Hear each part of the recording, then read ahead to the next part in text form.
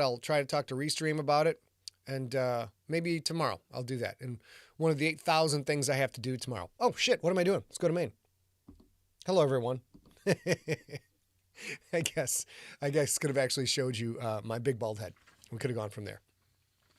So let's see. We're going to read some fiction first. We're going to do that. I'm going to hit record this time.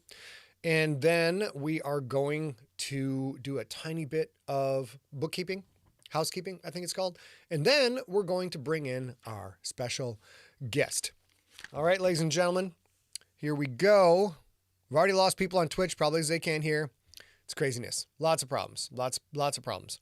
But what can we do about that now? What we got to do is read you guys some story time. Let's go. We are now recording, Steve. Thank you very much. And Jenna Leah can finally hear, which is wonderful. Here we go. Hope you dig episode number 12. Hello there. I am Scott Sigler, author of Slay, and I'm reading you the book as well because I am a glutton for punishment. Let me get you caught up on what has happened in the story. Then we're going to dive right into episode number 12. Previously on Slay. In an effort to find out while... I'm going to go right back and do that one again, guys. Live TV is the best. Here we go. Previously on Slay. In an effort to find out why he was seeing monsters and magic, Billy, Lil B Middleton, sought out the Nerp Perp, apparently a dealer of magical drugs, to get some answers. Along the way, Billy was beat up by the Rolling Outlaws gang. They found out about the drug deal Billy had set up for Dante Oganov, and they demanded a cut of Billy's action. Big Hack, one of the gang members, followed Billy to the Nerp Perp's alley and heard Billy offer the perp $10K, which happens to be all the money that Billy has. For info about Nurple and the supernatural strangeness Billy has experienced since his one and only hit of the stuff. Meanwhile, Ariella Goldsmith is bringing in contractors to fix up the old stone church. Contractors mean spending money, and lots of it. Money that Lincoln, Magda, and Ariella do not have. Ariella found a bounty that would bring in cash, and Lincoln recognized the target as the unnamed kid he let escape his lethal raid of Oganov's deal. With much needed moolah on the line, Lincoln sent Shitbird out to track Lil B down. And now when I hit the Shormy sound, that means we're changing narrators or changing the scene. Here we go.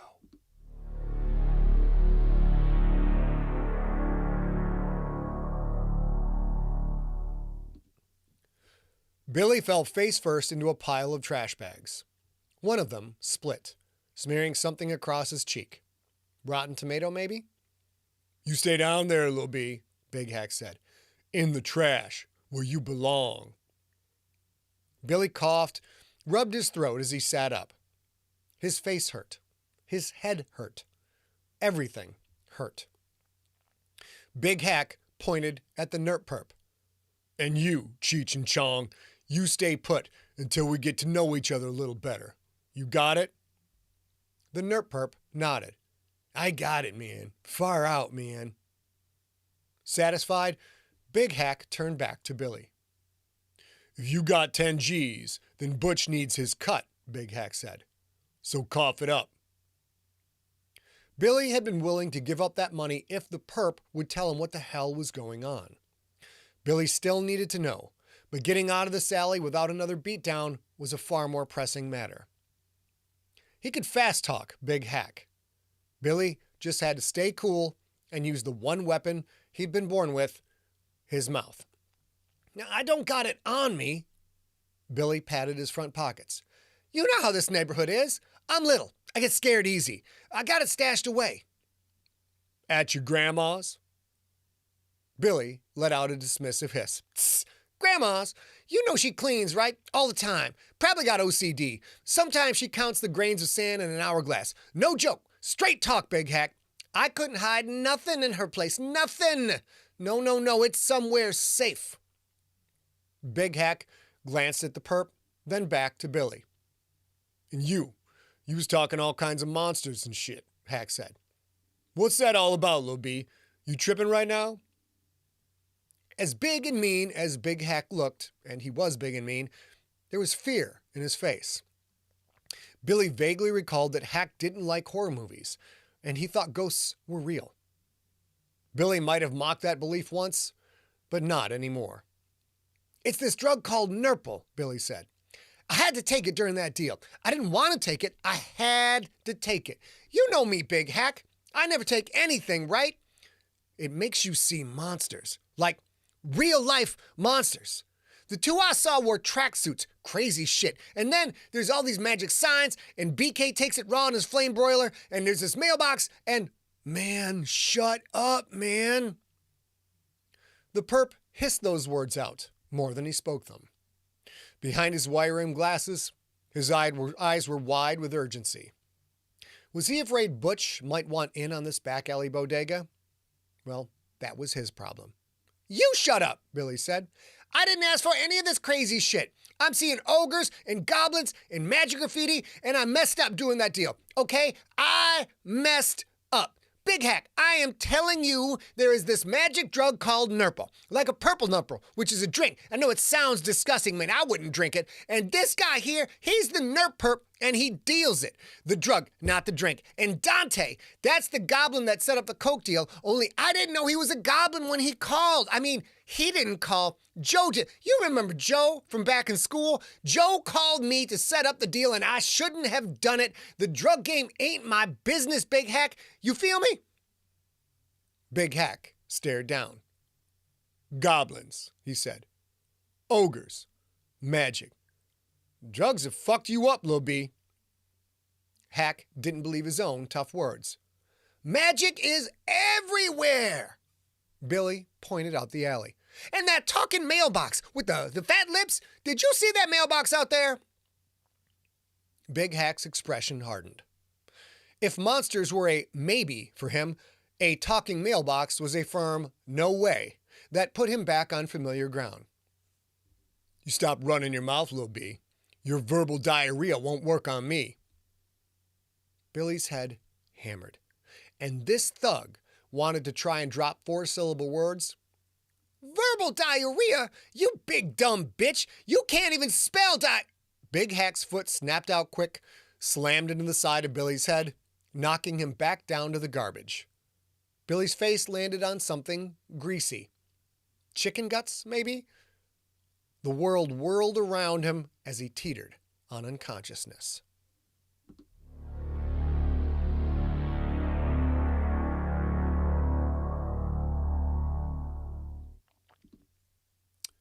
Crackers.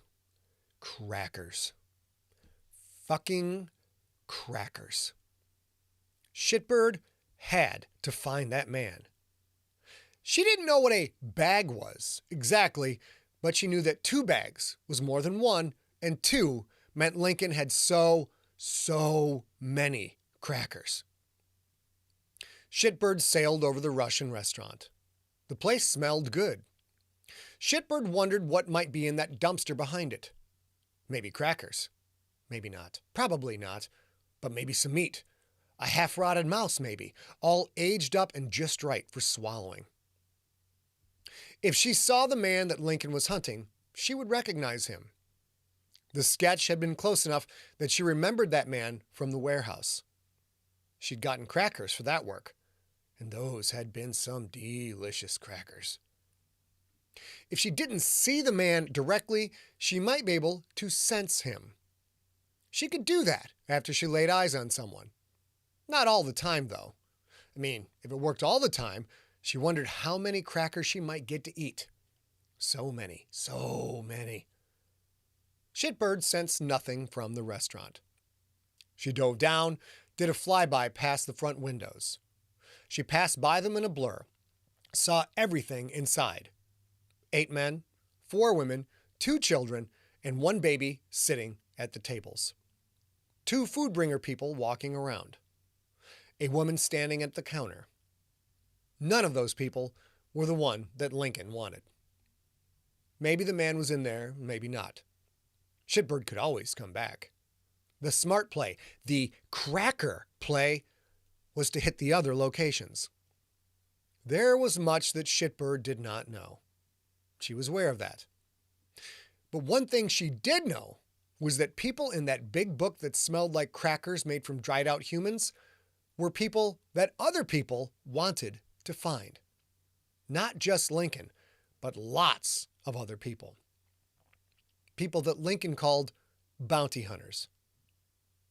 If Shitbird didn't find that man first, someone else would, and she wouldn't get any fucking crackers.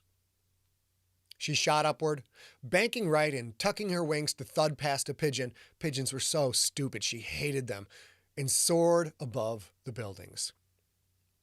Time to try the second location, because she wanted those fucking crackers.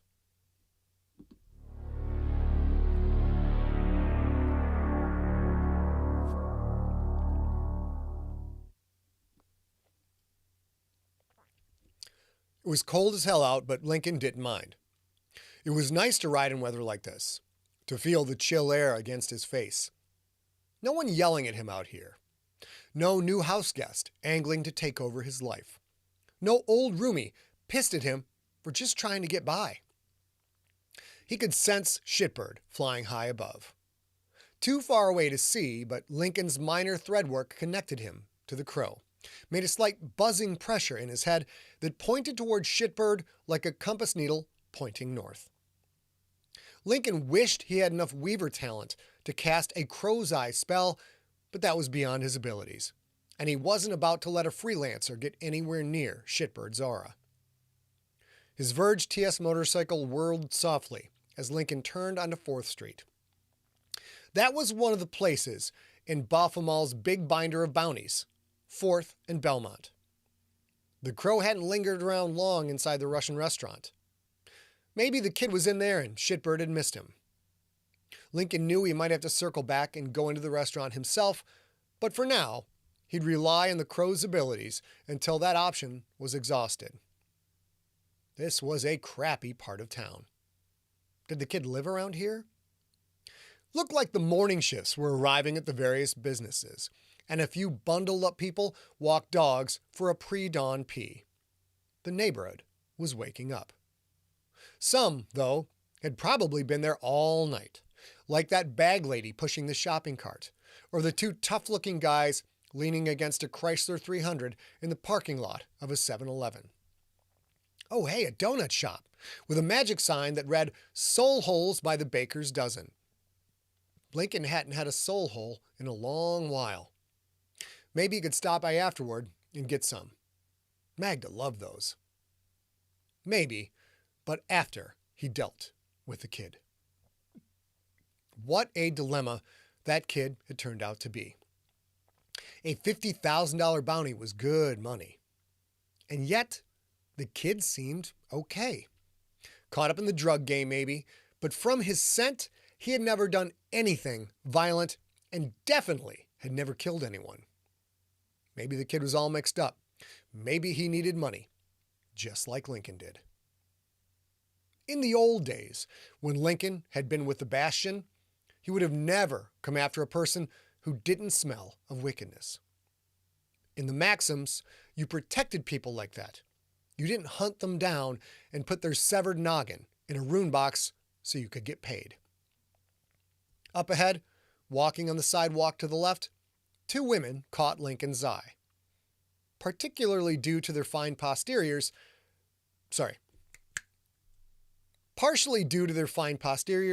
but mostly because of the broadswords they wore strapped on their backs. God damn it. The Flechette sisters. Were they also looking for the kid? Probably. 50 G's was 50 G's. Casually, oh so casually, Lincoln adjusted his concealment threadwork. Better that the Flechette sisters didn't see him, especially if they are after the same bounty that he was. If they looked his way, hopefully they'd see an aging Hell's Angel on a loud-ass Harley, not an ex-Rixator on an electric, quiet Verge TS. Lincoln stopped at a red light.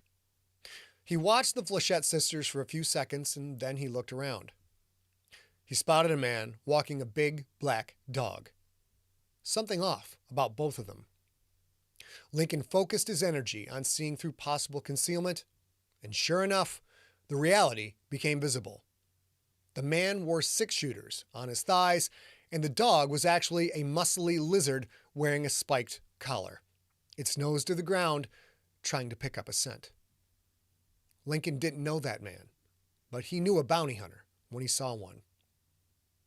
The gurgle of a big engine caught Lincoln's attention. He looked over his shoulder, saw a white pickup truck pulling into the 7-Eleven. Streetlights and store signs reflected from its perfectly waxed surface. Extended cab, dualies. The thing was an ocean liner in automobile form. The truck parked right behind 3 cars, blocking them in. The passenger side door opened.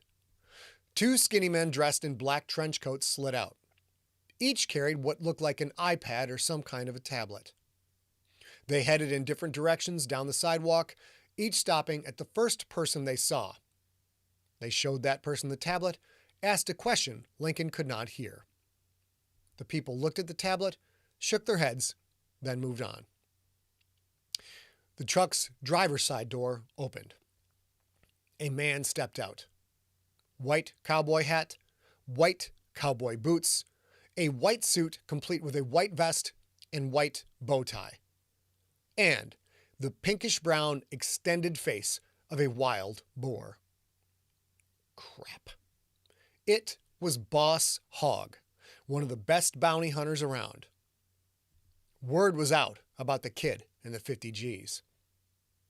When the light turned green, Lincoln turned right to get out of Hogg's sight as fast as possible. Simple thread work might fool the Flechette sisters, but Hogg was next level. He'd see right through it, and Lincoln did not want to show his hand just yet. Up above, floating through the early morning sky, blazing hells, it was Oleus Oakbeard, another fucking bounty hunter. And if Oleus was up there, his team was on the ground somewhere nearby. This neighborhood was about to get real hot. Lincoln drove on, trying not to draw attention to himself, sending a sense of urgency out to Shitbird. If the crow did not find that kid fast, Lincoln was going to be out of luck. And out 50 grand.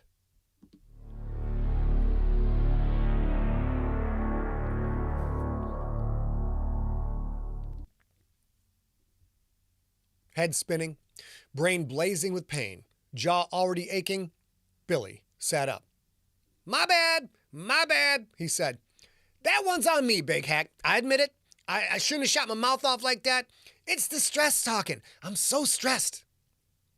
Billy started to get up. Big Hack cocked a fist. Billy dropped back down. Also my bad. I'm going to sit right here, which is clearly where I should have stayed in the first place. I mean, it's obvious. I should have known better and stayed on the trash, right? I'm telling you, Big Hack, it's the stress. You won't believe what I... A faint rattling sound drifted through the alley, just loud enough to catch Billy's attention.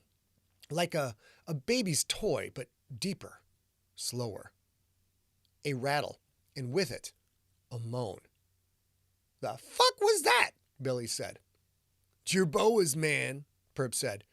Stop talking magic. If you talk magic, man, that's how you get... Big Hack turned on Perp sharply. He stared down. Flower power, you shut the fuck up. That's the second time I told you. You don't want to see what happens the third time. Perp stared up with wide eyes. Yeah, man, he nodded.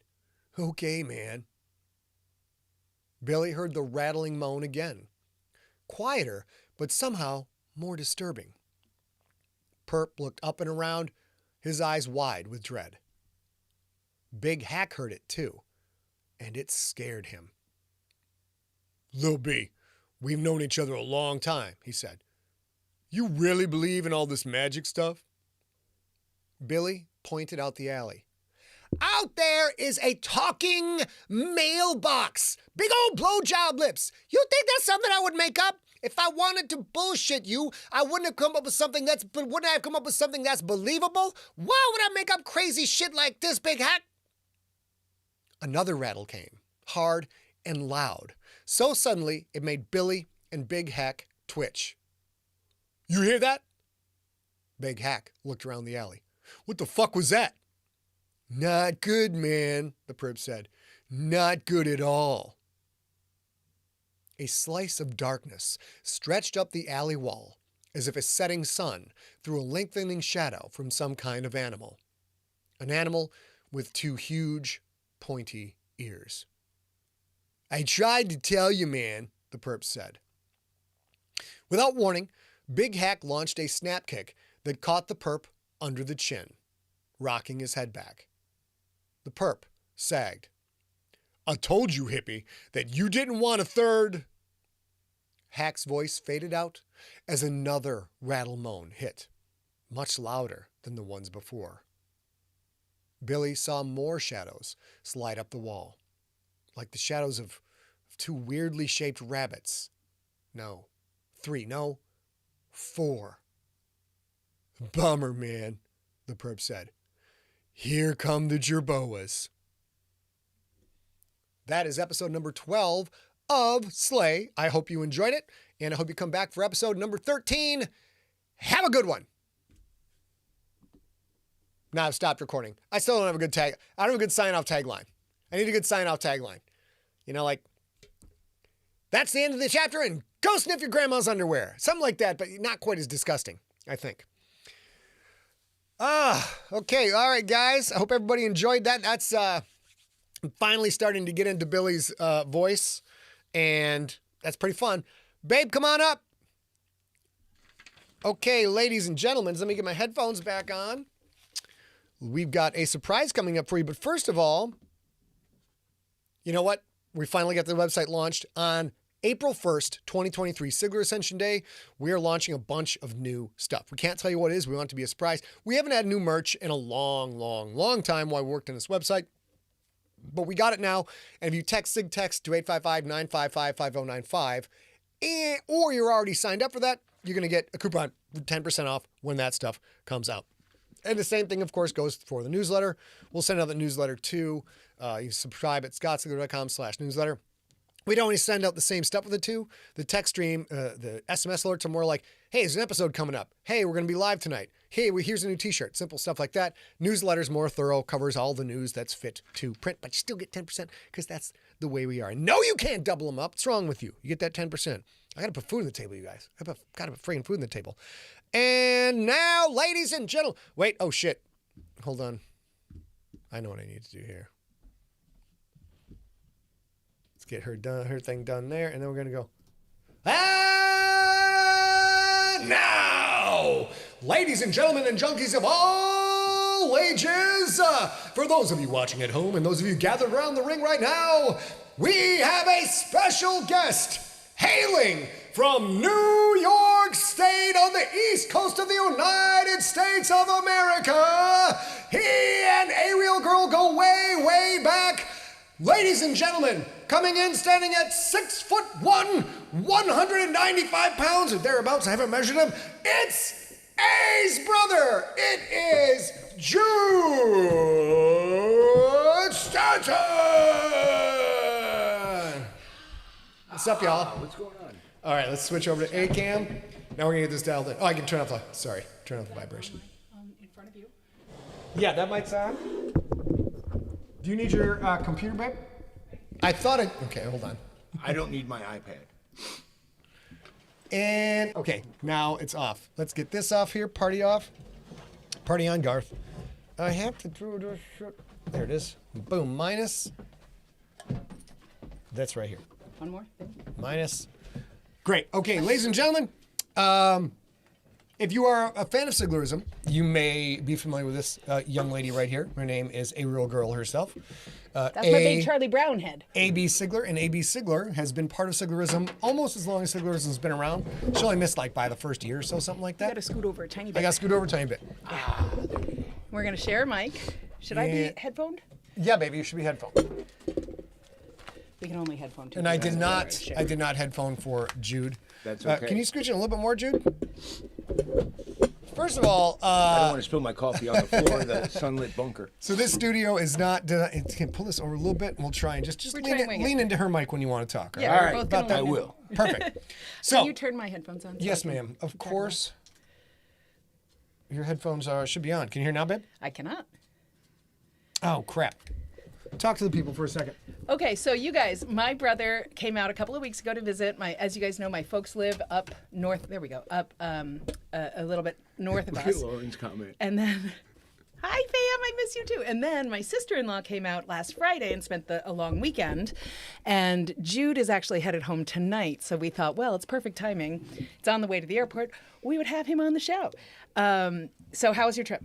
Outstanding. A whole lot of fun. I haven't got to see anybody since pre-COVID. Well, you guys Yeah, that one just day. us that one day. And you met Robin Taylor. Robin Taylor met Jude on Sigler and Place. Yeah, my and shipmate Robin Taylor. They're both Navy, and she was touring around the Northeast and stayed with them before she made her new move. Yeah, just before that big move. Yeah. Hi, Lauren. Okay, so a couple of things now. Oh, wait a minute. We got to do this right now. So, can you call up that photo? Yes, I can. So, like I You want said, the Jude. wait. Yeah. Do you want a little bit of the backstory? Well, I'm going to give a little Oh, bit, and then you can say talk. it. Oh, Oh, hey, I did. Hey, my man Rob Otto. Okay, I'm gonna have to do this really super fast. Hold on, So I gotta go I'll- to Jude. I'll Turn tell you that the off. short story. So, Jude came out. There we go. For like 2 weeks, and Lauren came out just for last weekend. I'm ready now. And I guess he told her he'd get a haircut because you said Lauren has met you when you were in the Navy. All right, when I was in the California National Guard, but I had short hair all the time. I was getting my hair cut every 2 weeks. And ever since I don't have those regulations to follow, I'm a little bit lazy about getting my hair cut. And so it I'm usually sure you're ends not up, the only veteran like Hey, that. Shannon. and she's always, get a haircut. You look so old. You get it. So I pick her up at the airport, and we go, and then we stop. We pick up the dogs and Scott, and then we head up to my folks' house. And when we walk in, I am gathering the dogs, but of course Jude went in to say hello to his wife and my folks and whatever. And so I walk in. So I walk through the door, and he looks like that. And I'm like, hey, Doc Brown, what's up? And then I realize that my sister-in-law is pissed. And it turns out, so I'm like, oh, I called him Doc, ooh. And I shut my mouth, and it turns out he had sort of said he was going to get a haircut. Yeah. But Why would you cut that hair though? Why? We might why be able would to you point ever... to that moment as the beginning of the divorce. Yeah. Remember her Take face? out the hat. Yeah, Show I him now. remember. Take out that. But now Show him take now. Let's go back to Maine. Bang. Jude Yeah, got a haircut. now we're back to looking all slick and military and stuff. But tell him this was sort of a surprise for his wife, for Lauren, my sister-in-law. He did say he was going to get a haircut when he was out here, but in his head, he was going to spend the weekend like this with her and then get a haircut before, like, so he could reveal it here. Okay. And in the comments, she noticed that he didn't have all the hair under his head. All right, We now didn't even get to reveal it. I unfortunately I've already spoiled the surprise, but there may be echo on this voice. I can't figure that out until it actually broadcasts. So there's echo. Just listen as carefully as you can. We'll give it a shot. Let's turn Jude's face off, and here we go. Oh, hey, I didn't see you there. Look, it's my good friend Jude. Hey, Jude. There for Sigler in Place as My someone main who's man, been stuck in Rob that Otto. very small space in between A and Scott. I just want to encourage you to have fun. When I was there, A made sure I told embarrassing stories about Scott. Now I think it's only fair to return the favor. Oh, and look out for Scott's hands underneath the table. Have fun. That's so good. Thank you. My main man, Rob Otto. So I had said my good pal Steve Rickenberg is in the chat room tonight, and as you guys all know, he hosts every first Saturday of the month. He hosts a happy hour, a junkie happy hour, and we were going just the two of us because my sister-in-law is a little bit camera shy, and Scott is always, I'm not camera shy. but he's also always practicing music on Saturday night, so he wasn't going to join. But none of those things happened. Can you tell me why? What happened up at Mary Ann's house? What did we teach her? How to play dominoes, Mexican trained dominoes. Okay. And she's a mad woman. Okay, you guys. So we had plans. We were gonna But is hang Zippy- out with is the Zippy folks in the for a room? little while. I don't know. She was supposed to be. Yeah. And then Lauren was gonna go hang out, do her thing, because she only had a weekend, and she was gonna go in. My folks have a pool and a hot tub, so she was gonna relax in the hot tub. Scott was working on his music. We were gonna hop on the happy hour, and about 4 hours before that, I had texted in the family chat, hey, I can bring dominoes or cards or something. And my mom was like, dominoes? And then when we're there, she's like, why did you suggest dominoes? Like that, with this, why did you suggest dominoes? And who plays dominoes? And all three of us, Lauren and Jude and me, were like, I mean, it's a 1,000-year-old guy. Who doesn't play dominoes? But she was like, I raised you better than that. You know, like. She was kind of... She thought it was like the dark side of Chinatown dominoes. It's just a bunch of guys puffing on opium pipes and laying down dominoes and betting the immortal soul of their second child. That's what she thought it was. But so when she sees that all of her kids, Scott had not played until this weekend either, but played. Jude and Lauren and I all know how to play dominoes. It's casual. If you don't play dominoes, trust me, it's kind of like keeping your hands busy during an evening where you're just shooting the shit. As Rob pointed out, watch out for the hands. That's true. Busy. That's true. So I say to my mom, like, My phone's downstairs. why don't you? No. Mary, and maybe I did leave it. I told you to grab it. Sorry. Did you figure where you were, babe? Yeah, but I'm missing. What do you I look brought you for? another scotch, and I don't know what. That's I did. all right. I'll take care of it. So I say, let's go. You can see how it works. It's really fun and easy. And Mom got obsessed, addicted, crackheady. Yeah. Again, going back to the dark side of Chinatown, she was hitting the opium pipe, and things got out of control. It was- My mother-in-law decided that dominoes was a blood sport, and fuck all these people at her table. Yeah, and it she was was- going to take them all out. Fabulous, you guys. It was so funny. She was so like, let's play dominoes. So I kind of high-signed Jude, like, hey, should we like maybe catch Sigler in place? And Jude was like, we missed it so far. And I was like, oh, I think we might not keep all of our hands and feet if we get up from this table. So we played dominoes the whole time. And then when I went up to pick him up, I drove up to my folks' house today to pick him up so he'd be here in time for this. We had to play a couple, 2-3 rounds of dominoes before I was allowed to take Jude and leave. Brian Kane asks, is dominoes a blood sport? It is now. It is. After Can my be in mother-in-law. It is at Zippy's house. For sure. She was like playing dominoes, and then when it'd go around the other term, she just had a little scrimshaw blade, and she'd just sharpen it, staring at people. Now- Sure you want to play that double six? So, gentlemen, Yep. I know Jude, you know Marianne, a.k.a. Zippy, my mom, our mom, and dominoes better than Scott does. And Scott, I know that you won a handful of games this weekend, and it wasn't 3-2 bitches winning record. terribly hard to learn how to play dominoes, but Hi, buds. we also did this. If you don't play Mexican train dominoes, when you have one domino left, when you have two and then you play one, you must say uno. And if you don't say uno, someone else at the table, once you have lifted your finger from the tile that's on the table and you literally only have one tile, they can say uno and force you to take another tile. That's important for this story. So my mom understands that rule. But it is hard to remember if you've never played to do that Uno thing. So I would like you to give me the best impression of how Mom did Uno. Is she on? I would do that. don't know. First of all, if I just banish someone from the chat room, if you can't comment more, please send an email to info@emptysack, because I believe I just did it, but I don't see who I did it to. So the mother-in-law, the Molo, she would forget the little rule and then try and catch up in a hurry. Or when someone would say, Zippy, you need to say something about dominoes. And she would go, Babuno! That was one of them. Or, oh, no. And like veins would pop out in her head. I'm sorry, I thought that was Scott. I didn't mean to cut you off. Sorry about that. That's like okay to cut me veins off, would though. pop out on her forehead, and she would like splutter, and it was fantastic. Now today, I forgot to say uno when I was playing with her so that I could take my brother and bring him to the Sigler in Place and then the airport. And I forgot.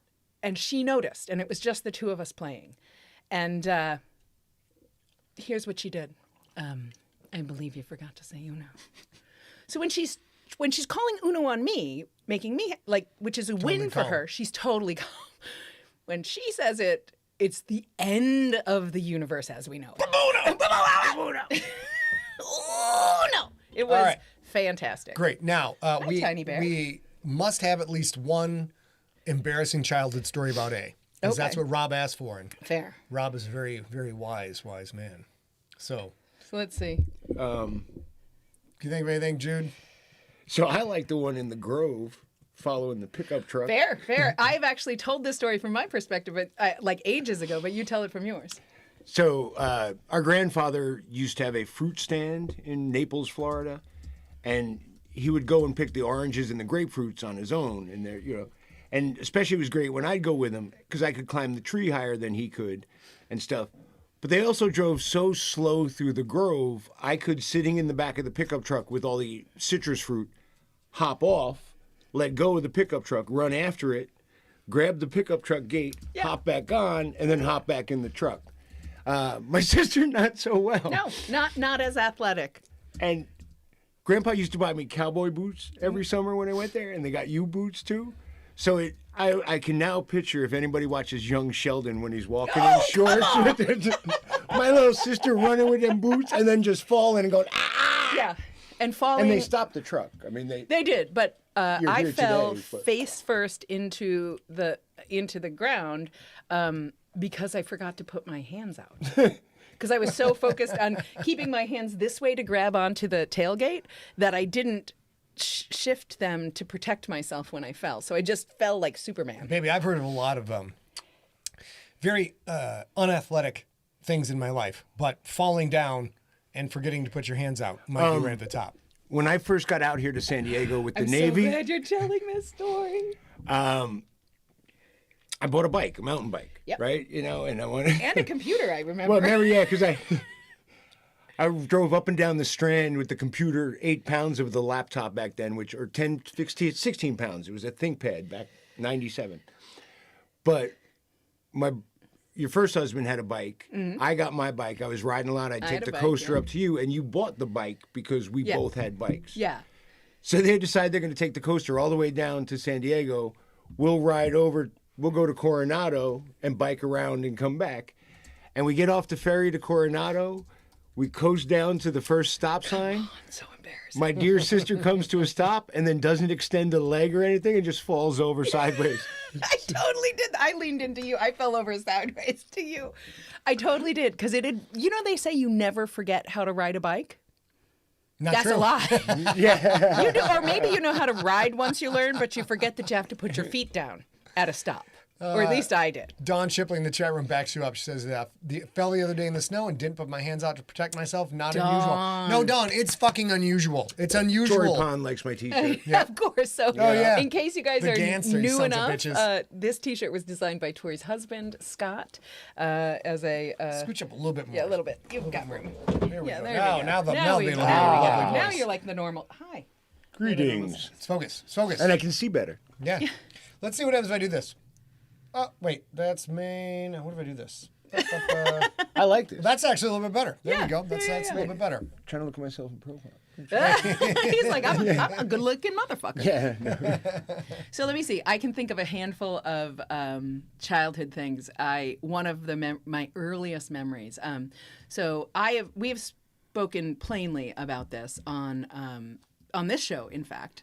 But Jude struggled with his sobriety for a while, and there was a time where we didn't speak to each other. But the first thing that happened is Jude was my best friend for my entire life. Don't make me cry on the internet. Yeah, make him cry. Yeah. It's good TV. Until he graduated from high school and joined the Army and was 82nd Airborne, and he left home.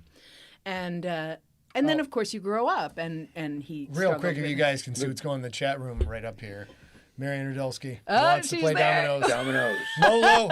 Molo is in the house Marianne sharpening up Rudelsky is our mother. the scrimshaw blade and getting ready to cut a bitch who's going to Mama, play. Mama, can you write in the chat room what you say when you have one domino left in the version that you think is appropriate? So anyway, when we're very young, we're super best friends, and I am probably 4, 5, 6, 7 years old. Like, this is truly one of my first independent memories. Jude and I, we lived in New York. Jude is 2 years older than me. I almost said was 2 years older than me. And We're caught up. we get to go to the neighborhood playground, and I'm at the top of the slide, and there are like antagonizing bully kids, not like really bully, but like kids at the bottom, and I was afraid to go down. And so I was just sitting up at the top of the slide. And you all know what a metal slide in a playground looks like. So I've been sitting there for like 5, 6, 7, 8 minutes.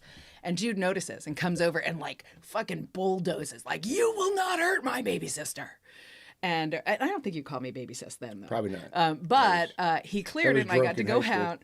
And then he grabbed my hand, and he was like, we're going to go to a better playground, and walked out. Screw this playground. We're going to a Yeah. much better playground. You're telling the best stories possible about Well, me. no, but we're supposed Or to to be telling follow up with this one. impossible or embarrassing stories about me. Back to here. So that story, I tell you that to tell you this.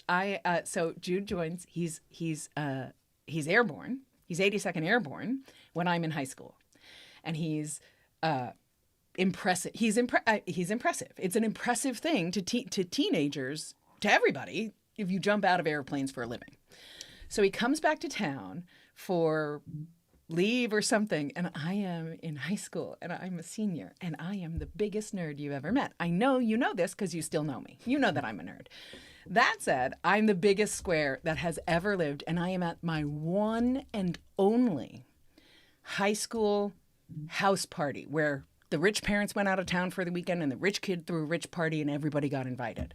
And I'm there and I'm super, super I'm like, oh my God, I don't know. I don't think I can, they're drinking alcohol.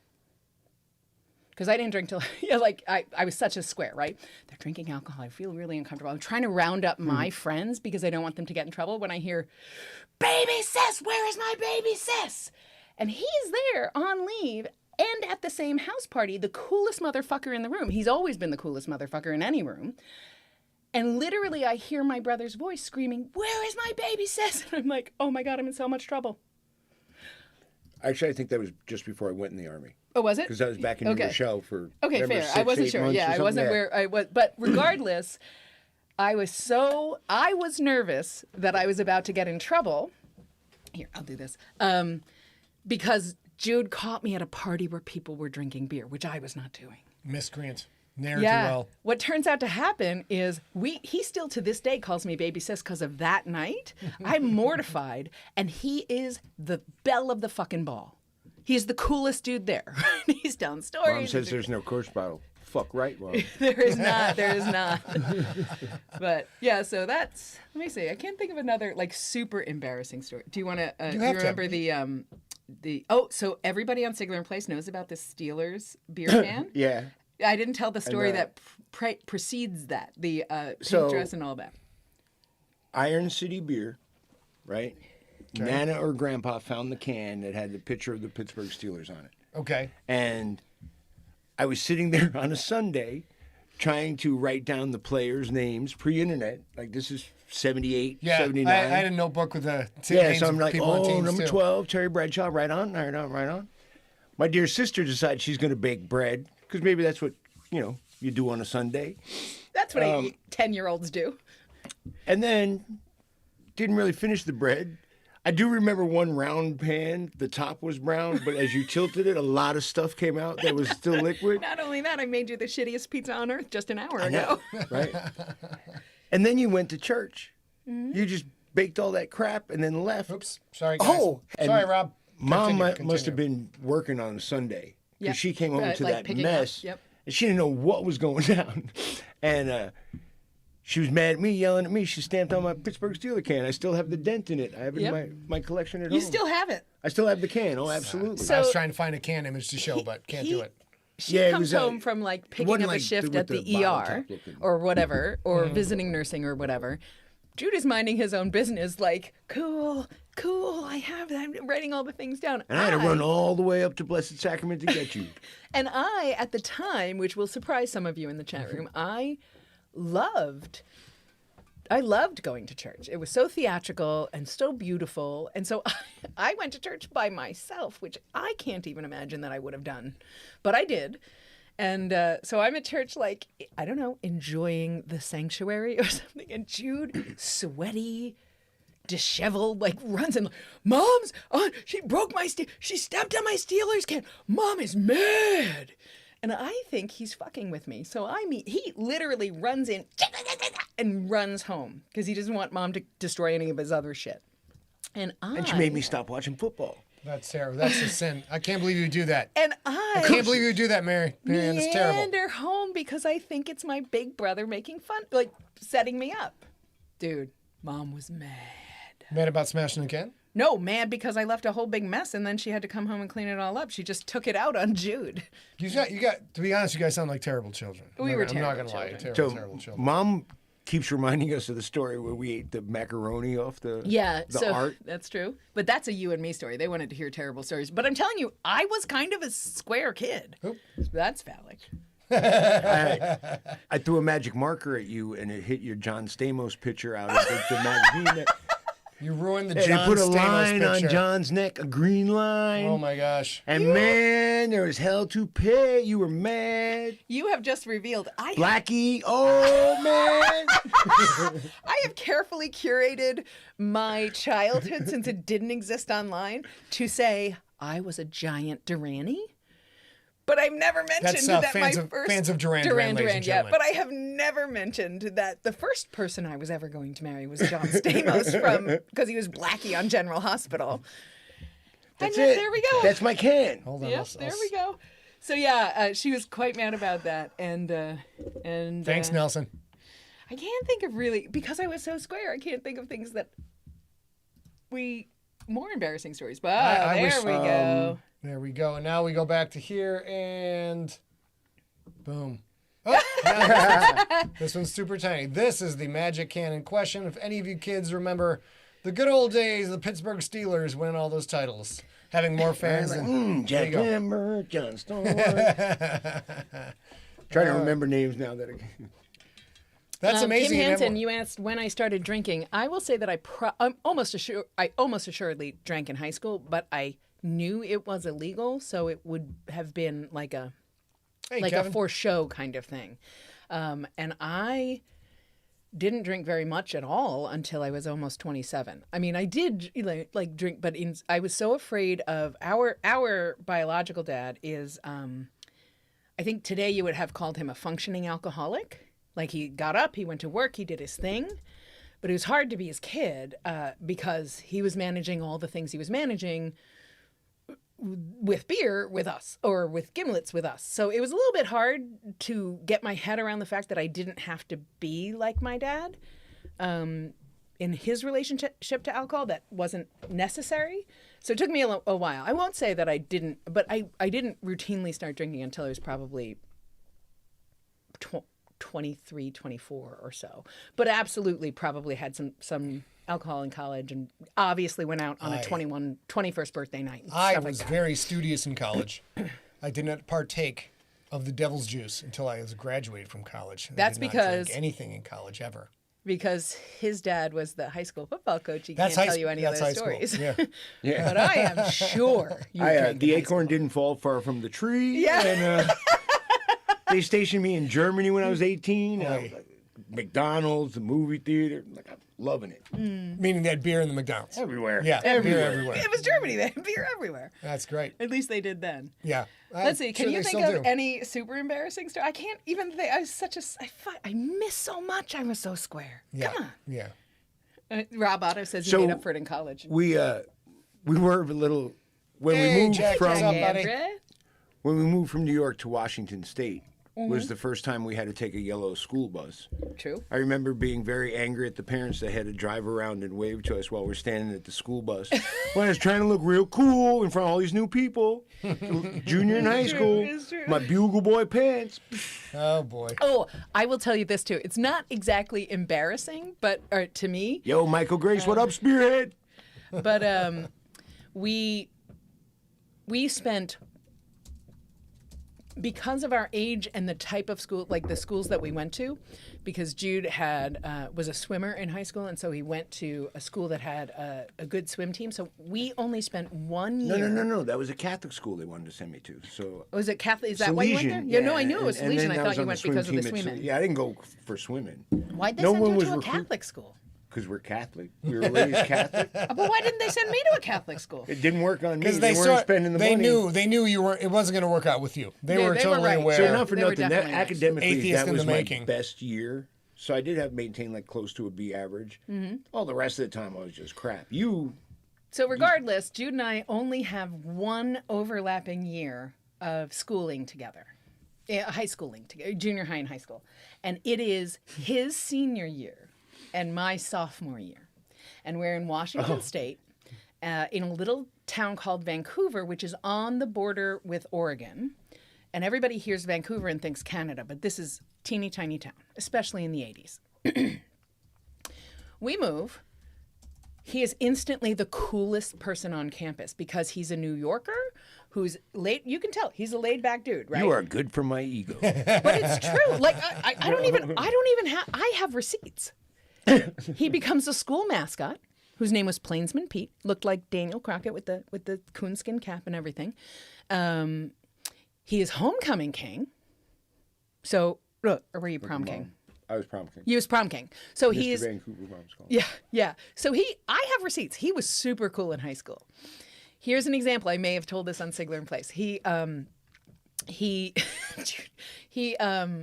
goes to one of his classes that's an elective, and it's like a film history or something, or cinema or something. And the teacher says, as I call roll, please tell me if you have a nickname or something you prefer to be called. Now, Jude is Jude Christopher Stenson at that moment. And I don't think anybody calls him anything other than like Jude or hey shithead or something like that, like normal teenage bullshit. And when that teacher asks, he says, most people call me Bubba. Was it Bubba? Bubba. It was Bubba. Because many people called you Bubba. No one called me Bubba. The teacher did. Yeah, well, The 'cause teacher, I asked him to. the rest of the time. So then they realize that I'm his kid sister as a sophomore.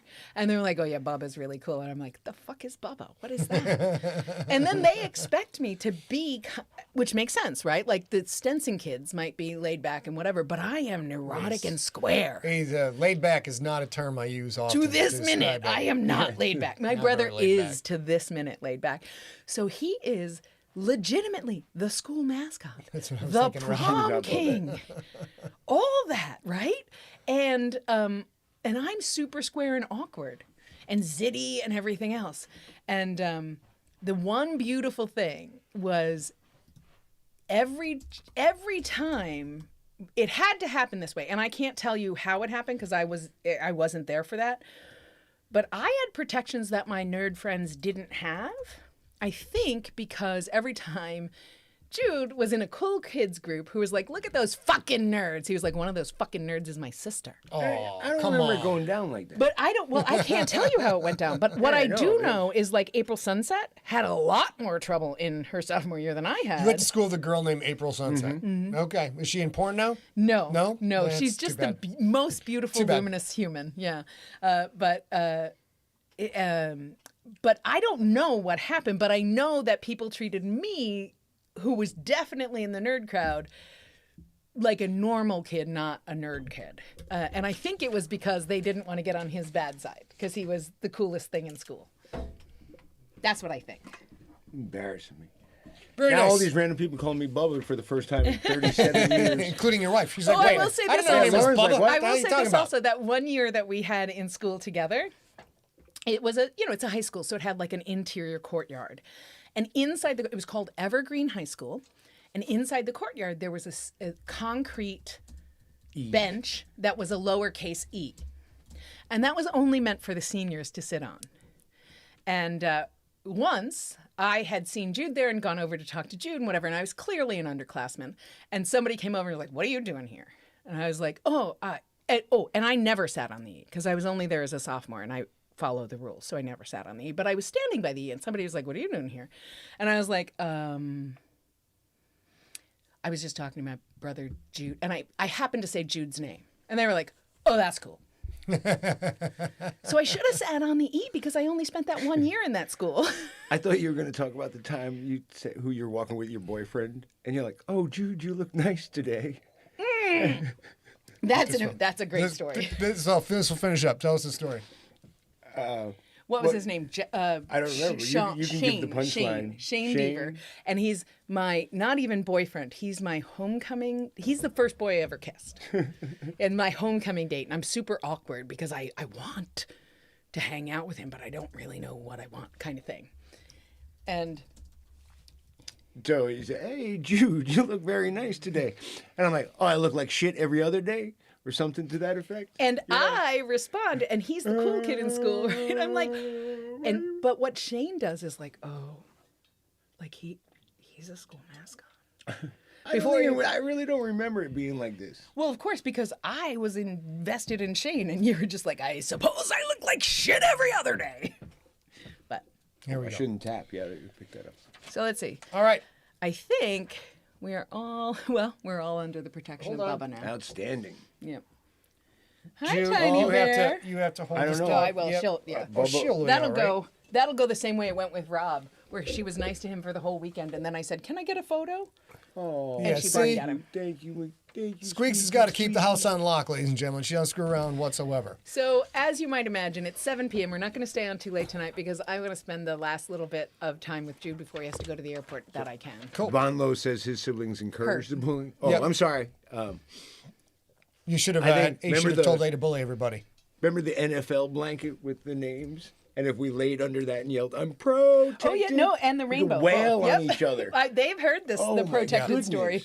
But And then it'd be remember like, the little yeah. cast iron skillet that we would, the tiny one that like the 1 egg skillet that we would be able to use under the protected blanket because we were idiots. They hit each other with the iron skillet, which explains a lot, I think. Couldn't hit the head or the joints. Yes, that's no what heads, made no There with the elbows, no baseball knees, bat no gave me a ankles. concussion. that's what made Jude very laid back. Yeah, getting they've hit in heard the that head. story, Yeah, too. hitting him in the head with a skillet. All right, ladies and gentlemen, we will be back on March 15th, if I'm doing the math correctly. You are. We will be in town for March 15th, babe? Yep, great. And we'll be back for Slay Part 13, Episode 13. And you guys finally get to see the Jerboas. So you Hey, thought I was screwing with Angela you, but they're going Clark, to be nice right to there. see you. Be right there. This is a lot of fun. Very cool. Tracy Shank invites you to come back anytime, and Right on. you are officially invited. All not right, just from Jude, from him, until but from then, us. Jude wants you to. Stay smart. And I want you to stay science. for the love of science, stay informed. And that's You about ready it. for You guys Danny ready? to kiss off into the I sky? We got will to try. switch over to the kiss off camera. Oops. All right, you guys, you may all kiss off into the sky and